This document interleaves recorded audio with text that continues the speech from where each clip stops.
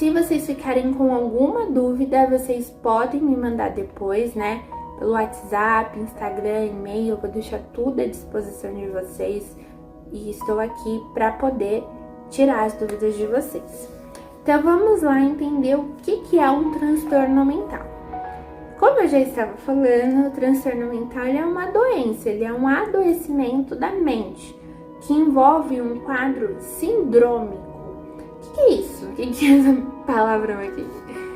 Ele significa que não é um sintoma só que forma um transtorno mental, mas que é um conjunto de sinais e sintomas. Se a pessoa está apenas triste, ela não tem uma depressão. Ela está aí com uma questão emocional, que pode envolver, inclusive, uma desregulação emocional. E aí a gente vai trabalhar para que ela saiba lidar melhor com as suas emoções. Então, não necessariamente ela está adoecida e tem um transtorno. Às vezes é uma questão puramente emocional, porque a gente não teve uma educação emocional desde a nossa infância. Hoje isso está mudando bastante, né?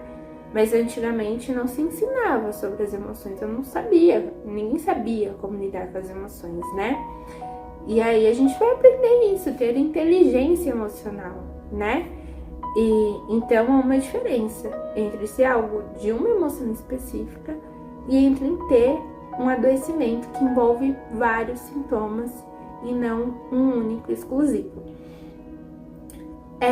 Também tem uma questão de estar associado com prejuízos. Então a pessoa tem que ter prejuízo na sua emoção, no seu pensamento e no seu comportamento, de forma a afetar o funcionamento da vida da pessoa. Então vai estar atrapalhando em alguma área da vida dela, seja no trabalho, na escola, na faculdade, nas suas relações sociais, na família.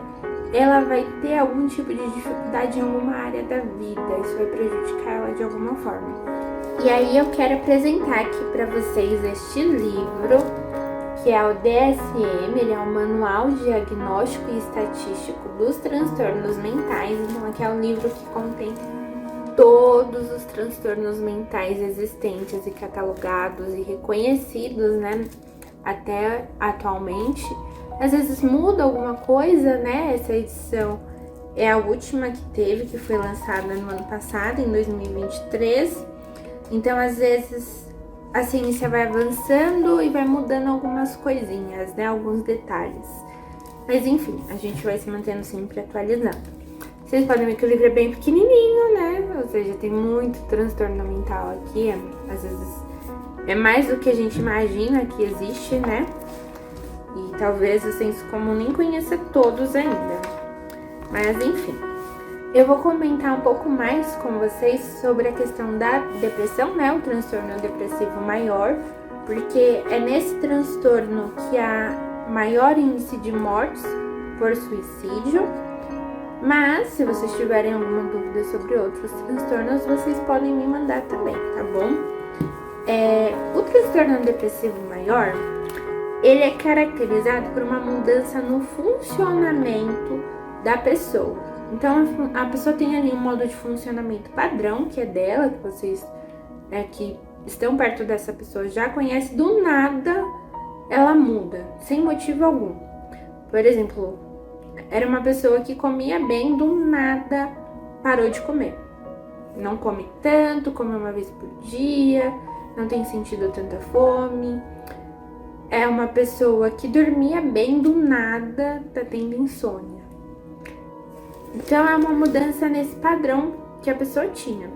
A depressão, ela é caracterizada por dormir demais ou dormir de menos, comer demais ou comer de menos. Mas a base, assim, que envolve que esse humor está deprimido, a principal característica é a perda de prazer na vida. A pessoa deixa de fazer coisas que antes ela gostava de fazer. Então, se a pessoa gostava de tocar violão, ela para de tocar esse violão. Se é uma pessoa que gostava muito de estudar, ela para de estudar. Então, ela deixa de fazer algo que era muito importante para ela. Se você percebe que a pessoa ao seu redor está deixando de fazer aquilo que ela gosta, sem motivo aparente, que não é por falta de tempo ou coisa nesse sentido, já fica com seu radar ligado e começa a investigar. Às vezes a gente acha que na depressão é só uma questão de tristeza, mas às vezes envolve muita raiva também, muita irritação, né? Porque a pessoa ela sente um vazio no peito dela, aquela sensação de vazio causa um incômodo e às vezes deixa a pessoa irritada com aquilo, aí ela desconta em outras pessoas, né? Então pode envolver essas duas coisas. Homens não costumam demonstrar tanta tristeza. Homens manifestam mais raiva. Mulheres costumam manifestar mais a tristeza, né? Que é essa angústia mais profunda, esse humor mais deprimido. Então, tendo esses sintomas, a gente já pode ficar atento para entender. Os sintomas, eles precisam durar mais de 2 semanas, então isso é uma coisa esporádica. Não é um transtorno mental, mas se ele está seguindo por dias seguidos, né? Todos os dias ou quase todos os dias, por mais de 2 semanas, então aí precisa ser investigado, né? Então, falei da tristeza, sensação de vazio, também envolve uma questão de ficar sem esperança. Normalmente, pessoas que têm um transtorno depressivo não conseguem ter perspectiva de futuro, não conseguem ter um planejamento, ter sonhos. Elas vivem muito mais no passado do que no futuro, olham muito mais para trás do que para frente. Não é porque elas não querem, é porque elas não conseguem sonhar. Então vai perdendo essa perspectiva, vai ficando uma pessoa sem esperança. E por ficar sem esperança, às vezes a vida fica até sem sentido, né? É como eu fui falando no início, que parece que tudo é preto e branco, tudo é cinza, não tem graça, não tem cor, não tem sentido. Então é uma perca de esperança e uma perca do sentido, né? Também envolve uma questão de baixa estima, então a pessoa ela tem pensamentos negativos sobre si mesma, não só apenas sobre si mesma, mas também sobre outras pessoas e sobre as coisas que acontecem no mundo. É como se tudo ela enxergasse de um âmbito negativo, né? Também pode acontecer um retardo psicomotor, a pessoa ficar mais lentificada, mas o contrário também pode acontecer, a pessoa pode ficar mais agitada, né? Então é uma mudança no padrão de funcionamento, né? A pessoa era de um jeito, do nada ficou de outro jeito. Aí a gente já pode indicar o tratamento para essa pessoa. E esses sintomas, eles não são explicados por uma questão fisiológica, por uma questão física. Às vezes, falta de vitaminas provocam os sintomas de cansaço, fadiga, vazio, tristeza, né? Esses sintomas da depressão. Então, se a gente não se alimentar bem, a gente vai ter essa dificuldade também. A anemia, por exemplo, a pessoa fica totalmente fraca.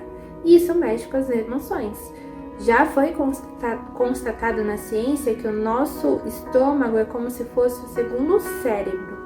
Então, a depender da microbiota que está no meu intestino, se é uma microbiota boa, saudável, eu vou ficar emocionalmente bem. Isso vai influenciar nas minhas emoções.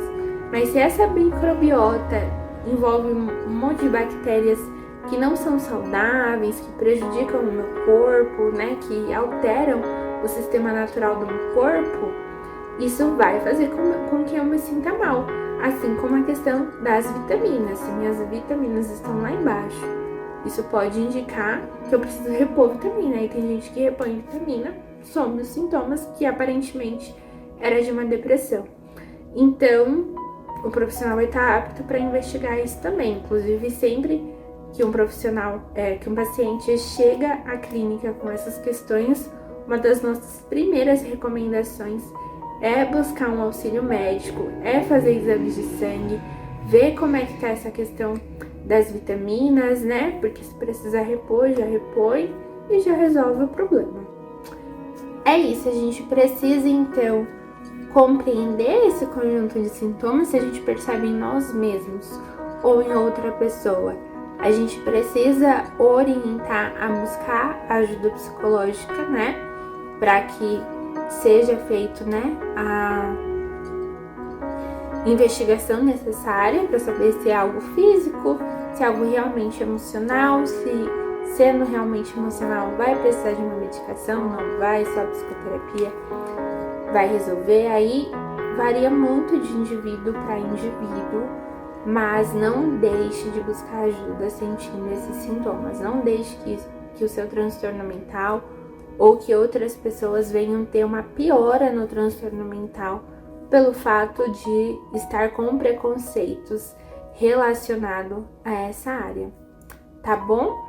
Eu espero que tenha ajudado vocês e na próxima aula nós vamos dar continuidade, né?